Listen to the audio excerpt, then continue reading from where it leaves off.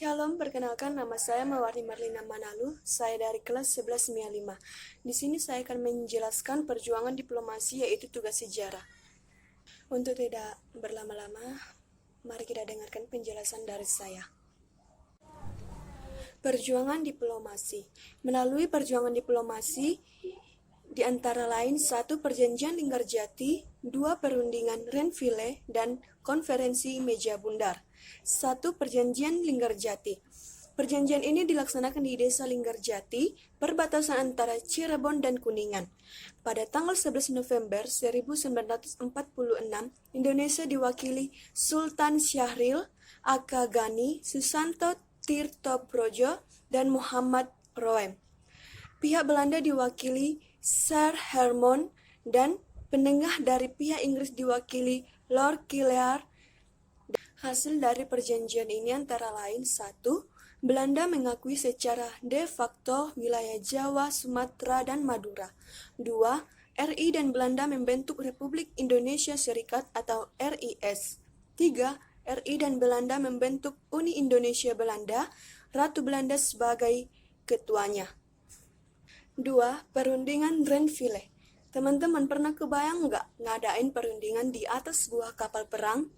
Nah, ini pernah dilakukan pada tanggal 8 Desember 1947 sampai 17 Januari 1948. Yaps, ada sebuah perundingan di atas kapal perang Angkatan Laut Amerika Serikat bernama USS Renville. Maka dari itu perjanjian ini disebut dengan Perjanjian Renville. Saat itu Indonesia diwakili oleh Amir Sjarifuddin dan Belanda diwakili oleh Abdul Qadir Widjojowatmojo. Dihadiri pula Komisi 3 negara yang diwakili oleh Rutger Kirby, Paul van Zeeland, Frank Graham. Adapun hasil dari perundingan ini ialah 1. Penghentian tembak-menembak. 2. Daerah-daerah di belakang garis Venmark harus dikosongkan dari tentara Indonesia. 3. Belanda bebas membentuk negara federal di daerah-daerah yang diduduki melalui jejak pendapat terlebih dahulu. 4. Akan dibentuk Uni Indonesia Belanda. 3. Konferensi Meja Bundar atau KMB.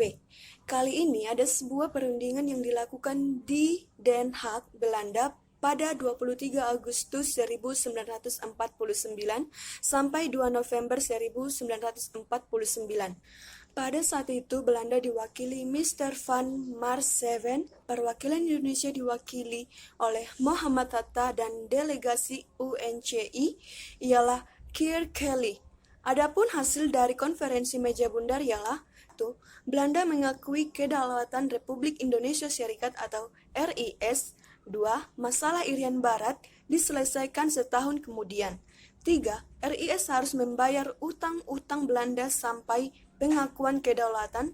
4. RIS mengembalikan hak milik Belanda seperti perusahaan-perusahaan Belanda. Itulah penjelasan dari video saya. Apabila ada kata yang salah, mohon dimaafkan. Saya mengucapkan sekian dan terima kasih. Shalom.